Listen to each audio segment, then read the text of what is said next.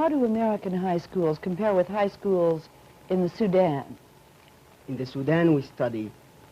In the Sudan we get more knowledge of the subject that we study, more than the American students do. And how about the United Kingdom? I must say that the American high school is not nearly as bad as I've been led to expect. How do they compare with Norwegian schools? I think that the American high school student's freedom of choice narrows his outlook. And how about Korea? In Korea, we study much harder than the American students do. We take 18 subjects a year instead of just 5. We go to school on Saturday. A television presentation of the New York Herald Tribune Forum for high schools. It features teenagers from practically everywhere in unrehearsed discussion of a few of their common problems. Each of these young people, 34 in all from 34 countries, each was chosen in a nationwide forum competition held under the auspices of the Ministries of Education in their own countries. They were brought to the United States by Pan American World Airways and Trans World Airlines and are spending 3 months in this country. During this time, they'll be guests in 4 different American host families and school communities. They've been going to school all day, every day, since they arrived in this country, and tonight they ought to be experts in a way on our subject, American high schools. How do they compare with high schools in other countries? But let me first introduce you to the 4 participants. First, from the Sudan, is Bashir Abdelkader. From Norway, Anne Leira. And I got a letter from your faculty advisor today who says that in 8 lessons you've learned to typewrite. Is that true? Well, I tried to learn anyway. Did you type that paper you sent me? Yes, I did. Perfectly amazing. The teacher said it was really unbelievable. Congratulations to you. From the United Kingdom, here's John Terode. John, Hi. What's going on in your life? Well, I'm learning, I think, to tolerate. My views were narrow, I think, when I came over here, especially in regards to the United States. And Sangmi Che from Korea. Sangmi, what's interested you lately? Well, I think that is boys and girls dance together, cheek to cheek. It's so funny that I couldn't help laughing all the time. I'm sorry, question censored. I should say one thing to you, Sangmi. I had a letter from your faculty advisor today. You know what she said to me about you? No. I wonder if it's fair to read. She said she is so full of the joy of just being alive that it's a pleasure to be with her. Yeah. Well, education. How do American high schools compare with high schools in other countries? How do we start this one off? Well, I think Anne made a rather surprising remark when she said that the American freedom of choice narrows the outlook of the student. Surely the opposite would be true. Why isn't their outlook broadened by this freedom? Because I think he most often will choose the subjects where he is at ease, subjects that interest him. And instead of thinking of what might be good for him. Well, I tend to agree with you because we are expected to have a certain background in every subject before we begin to specialize. We aren't allowed to choose at an early age. And I think that is good because until we have had several years' hard work at almost every subject, we can have no real idea what is of value for us. That's right, that was what I tried to say, but I'd like to ask you a question. Anne, will you talk a little bit closer to the microphone? You said that the American high schools were not nearly as bad as you had expected them to be, but I've been defending your points of view since your first television appearance. Well, I'm glad to find to start with that somebody's defending any of my views. But as for the British impression of the American high school, I'm afraid we regard it as something between the blackboard jungle and a luxury holiday camp. Now, of course, this just isn't true. We may find many things to criticize in the American high school, but the impression it gives abroad is even worse than the truth. For example, in England, we have a much more formal discipline in school. I think that's good, not so much because of the discipline. There's no particular value in calling a master sir, in standing up when he enters the room, in wearing school uniform, but it does provide a more formal background and a more studious atmosphere inside the school. The uniform is, I think, important. Americans don't like it, do they, very much? No, I wonder what the rest of you feel about that. I think that the school uniform is the way that we can show order. And by having a school uniform, all the students having the same uniform, it is a way of expressing order, and I like this idea. Unfortunately, I did not find this idea, this were in the American schools, and I did not approve it very much. Sagmi, how about you? Well, Korean high school students always wear school emblems on their school uniforms. And I think it is very nice to see the older students in the same uniforms. And they really are proud of them. I think it is very convenient and practical to wear uniforms because we don't have to spend a great sum of money for buying any clothing. We usually have, yes, instead of spending the money for buying the clothing, we spend the money for buying our books. And we have plenty of reference books and famous novels and all kinds of books which we read for leisure in our spare time. Are all of you, Anne, do you agree? Are uniforms a good idea? Excuse me, I don't quite agree with the three of you. I think that uniforms may make you look like an army camp. I would object to have school uniforms in my country. Instead of uniforms, we wear pinafores with scribblings on them and often initials upon them, all kinds of funny things. But I would never wear a uniform. Wouldn't you think it would be a better solution with, well, like a pinafore over your ordinary daily clothing? Well, possibly, but we say it's more democratic to wear a uniform. That, I think, is very un-American, isn't it? Because we feel that it cuts right across financial barriers, class barriers, and ensures that there are no rich girls who wear a different dress each day and poor children who feel out of it. It makes for one class inside the school.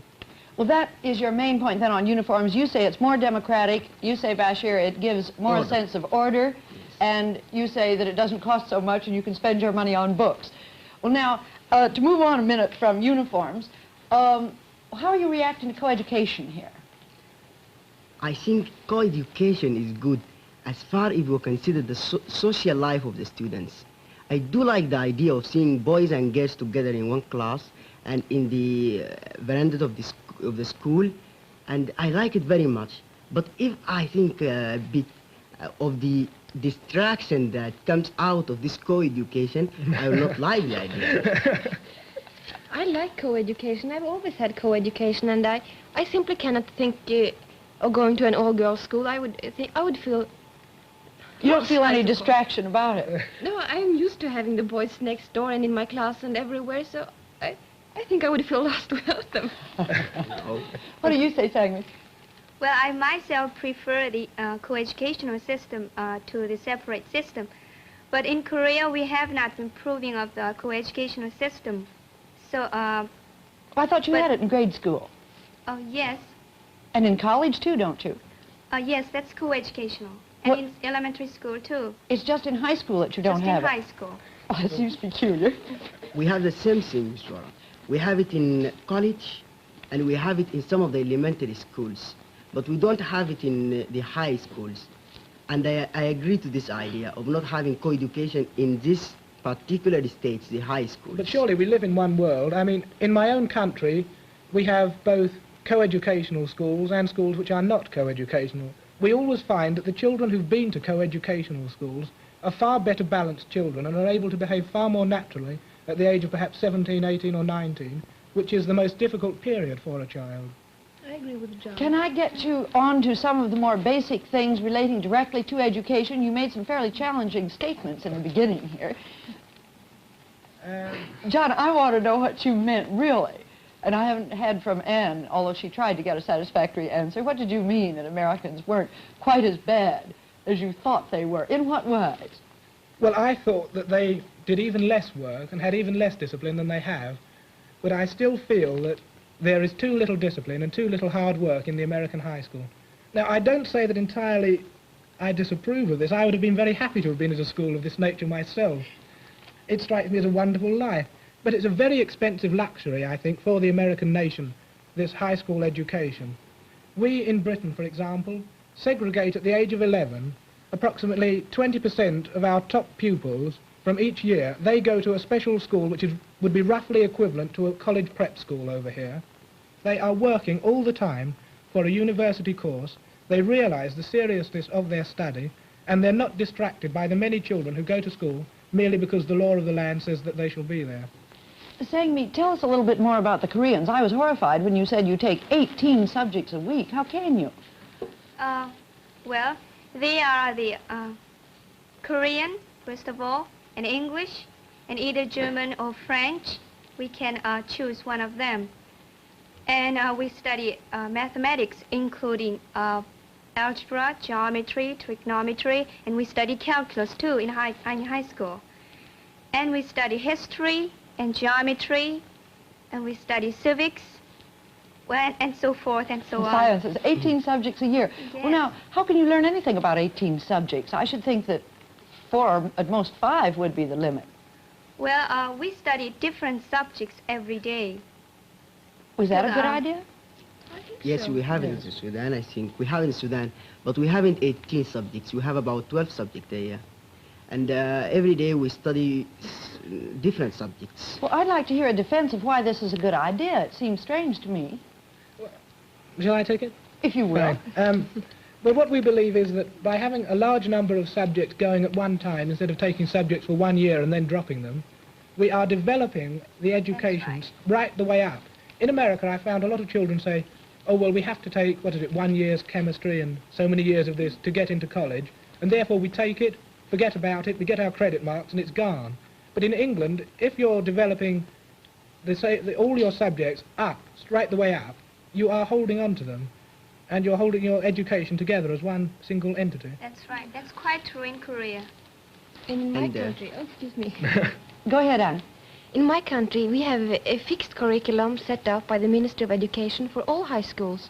So all students study the same things and have to take the same final tests. I think it gives us a broader background to take some subjects we don't want to take. I think it has done me personally good to take, for example, mathematics. I'm majoring in languages, but all the same I have to have 4 years of maths. And that's quite advanced maths sometimes too, compared to what I've seen.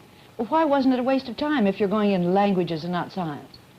Well, I think it's good for me personally to have some idea of what mathematics is. But if I didn't have had those 4 years, I would have felt as if I was some kind of uneducated. Might I say that? That's all right. You get some arguments from American students by saying that you ought to take the hardest possible things, even you like it or not, just for the mental discipline of it. Have you had this kind of argument with any American students? Well, I found that a very large number of the more able students agree with me that they are being held back by their educational system, that they are not able to advance as rapidly as they would like to, and they're sorry for it. Really? Yes, some of them, I point out. Yes, There are many of them who are very glad about it, I think. Yes, I have found lots of American students who are quite complaining of the educational system in America. And I found the same thing. They're complaining that this system is just a sort of killing intellectual curiosity in the students. And those who are gifted are not given the special look, and they are just regarded as other common people, the ordinary students. And this is not a very good way of having more intellectual people. Tell me more about that. We're really concerned in this country right now with whether we're doing enough for the gifted. Tell me specifically about the schools you've been in. Who are these people you've been talking to that are complaining? Of course, it's mostly our house students, but also we've had discussions in class, and when I tell them about all the subjects we have to take, about 12 subjects a year, they are very astonished, and I think some of them would really like to have had more to do, more subjects to take. They don't have the possibility to take the subjects they want. They cannot take more than 6 subjects top a year. So that restricts them. The system, it's not that the students don't have the brains, because many of them have very good brains. But whose fault is it then, if it isn't the students' fault? It must be the system. I agree. Well, go on. Tell me more about that, Sang-mi. Well, I think that's the fault of the educational system in America, and at the same time, the educators in America. Well, I wouldn't blame the educators so strongly myself. For example, I was talking to some teachers about homogeneous grouping, do you call it over here? And they said that it would just not work out in effect, because in various large communities where it had been tried, the local big shots wished to see their own children in the A stream. Now, this, I think, is one of the harmful results of having your community so closely controlling your high school. In England, we try and get the control at no closer level than the county, which is more or less equivalent to the state. And in this way, we have the popular control of our educational system, but not so closely that it will reflect all the minor prejudices, misconceptions and pressures of the community itself.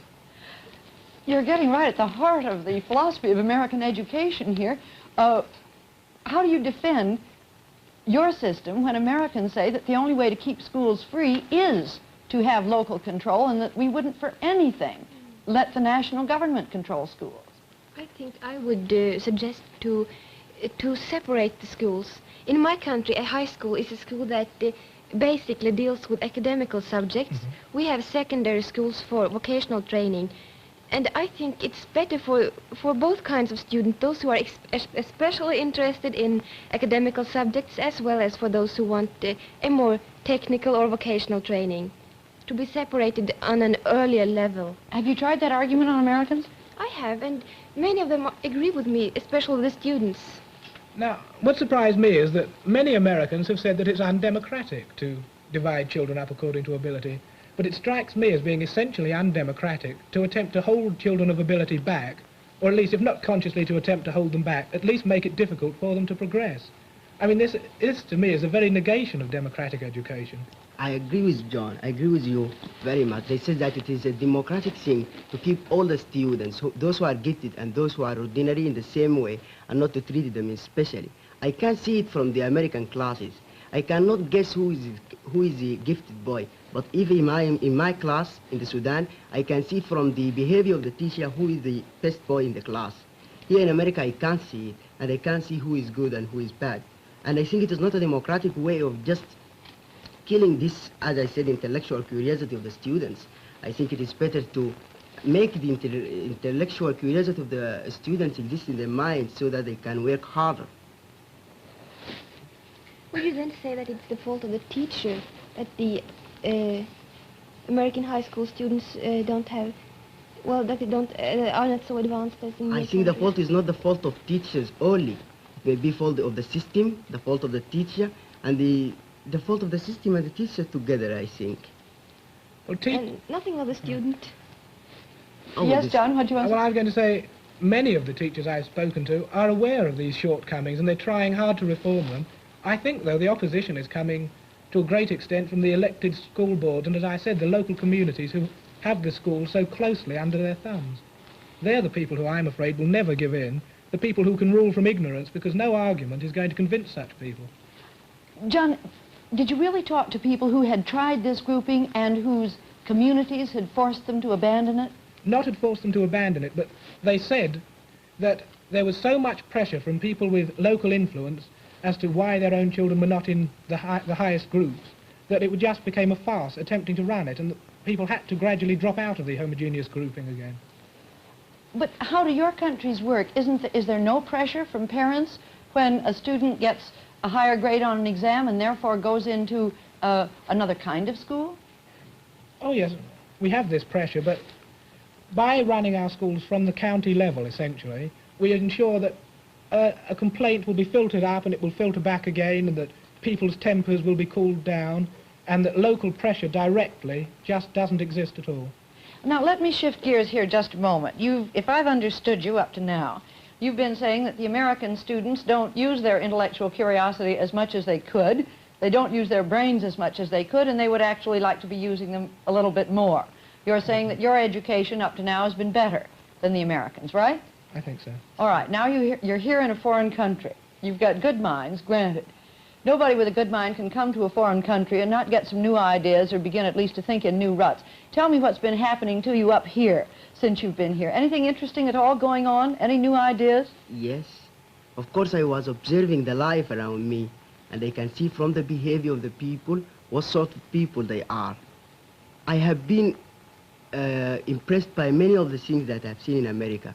For example, they said to me in my country, there is no such segregation or things like that in the Northern America. In the northern? Yes, in the north. But now I can find it. I can feel it from the behavior of the people that there is something in the heart of the people towards each other. And there is some sort of segregation between the people. And this is one of the impressions that I have. Is it something you feel only, Bashir? Oh, I can see it from the behavior of the people. For example, in the school, I see the students, the colored students is staying alone and the white students is staying alone. In the town, they once asked me if I want to go to the colored section, and I was shocked by that. And I can see it in the street, I can see in the restaurants, in the shops, I can see people mixing together. And they regard the person by his color, and this is the thing that... Well, you must be quite a remarkable bridge in the communities you've been in, if you say... No, I mean, it is not a severe... Of course, I have seen people, colored people, speaking to white people and behave, because life wants them to be so. And I have been discussing this problem of with many of these people. And the answer they gave me is that this is the way that it used to be, and that we are waiting for time to solve it. Mm-hmm. You're staying in a white family, aren't you? Yes. Well, that is already a contradiction of what you're saying, is it not? Why? Anne, what about you? Has your mind been working? Forgive me, but I want to give Anne a chance. Has your mind been working any since you've been here? On what? Well, I hope so. It ought to, because I have had the most wonderful chances to do some brain work. I've had many discussions with my host students, with my families, and of course in school. And my points of view have been changing. Well, can you be a little specific? We'd like to know and share, if we aren't being too personal. Well, I think that my impression or preconception of American teenagers was not as it ought to have been. I was very much impressed by the friendliness everybody showed towards me in my host schools.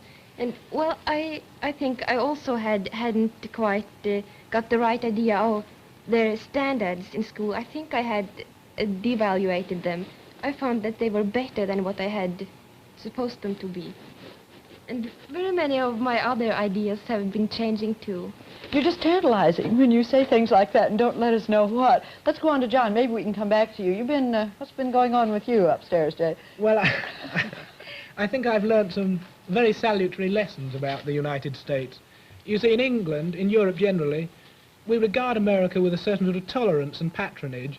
I mean, it's most unfair of us, I know, but, I mean, as you probably realise yourself, an American journalist, an American lecturer, anybody coming to Britain or to Europe has to fight against the fact that we regard every American as automatically a rock and roll fiend, as anybody who's been to an American college, well, he's far inferior to a British college. After all, look at all the American colleges. They couldn't be as good. I'm just beginning to realise that the educated and intelligent American is far better informed, I would say, than the average European, and that they are far more intelligent and far more live, I feel. Now, how do you explain that, John?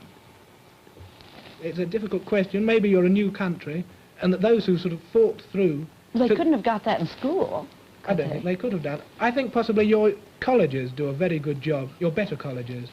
For example, when we meet students on exchange scholarships, especially postgraduate students in Great Britain, we are always impressed by the high standards which they maintain. Saying me, I want to give you a chance here. What have you been thinking about? Have the wheels been going round? Well, one of the most significant thing I've found here is that we are, in the long run, the same people all over the world. Even though we are living in different parts of the world with a different way of living. And so we should understand each other, and we should help and love each other. But didn't you know that we were all basically the same, all human beings the same before you came, Sangmi? Well, I thought that the Americans were different from Koreans. Why did you? Because they are different people. They are living in the different countries. No, but you'd seen lots of Americans in Korea, hadn't you? Yes. Are you willing to say any more about that? Well...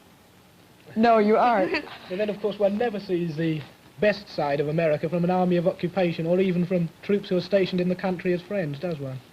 And I mean, I think that has been one of the disasters which had befallen Europe, attempting to judge America from the troops stationed there. I mean, no troops are a very good advertisement for their country. Troops and tourists, I suppose. Yes, troops and tourists. John, to summarize now and come back to the beginning, have you gotten a sufficient answer from Anne on her point that American students' freedom limits them? Well, I don't know. Would you like to say any more about that, Anne? I still wonder. Do you think that, in effect, they're not using their freedom correctly? Is that what you're saying? I would say that freedom when the responsibility with having such a freedom is not stressed. Well, but as students, are Americans as free as you are, or freer, or not as free? I would say that in my school I have a greater personal freedom than the American students have here. But it's always very close connected with responsibility. And I know, and every student in my school knows, that if he doesn't use his freedom as he should use it, then he won't have it. It's the responsibility on the same time. We have to judge freedom, responsibility. We have to behave, well, according to what the freedom claims from us. Then on that subject, you would throw just a little bit of the challenge to the American student. You say freedom has to go with responsibility. I think so. So in blaming the system and in blaming the teacher, you would throw just a little blame on the individual, would you? I'm sorry, our time is just about up, but I want to give you each a chance to say the thing that you've most got on your mind in summary of these few weeks now that you've been here in American high schools. Have you got one specific thing you want to say, Bashir? Yes, I think that the chances given to American high school education to be more provided and to be improved. And I think many of the materials and educators are provided for this purpose. The materials are provided, the educators are provided for this purpose of developing the American high school education. Therefore, in spite of your criticisms, you say there's no reason why the education here can't be good because the ingredients are there. Yeah. Thank you for saying that. What about you, Anne? What have impressed me most with American high schools, I think, is the absolutely wonderful educational materials that your schools offer the students. Final word from you, Sangmi. Well, I should like to tell you that I have found lots of American students who are complaining of their own educational system, as I said before, and they want to study more difficult subjects. And I know that they don't want to be inferior to the other students in other countries. I earnestly suggest that the American educators should consider of these intelligent students in America. Thank you, Sangmi and John and Anne and Bashir. I'm sorry, we'll leave you now until this same time next week.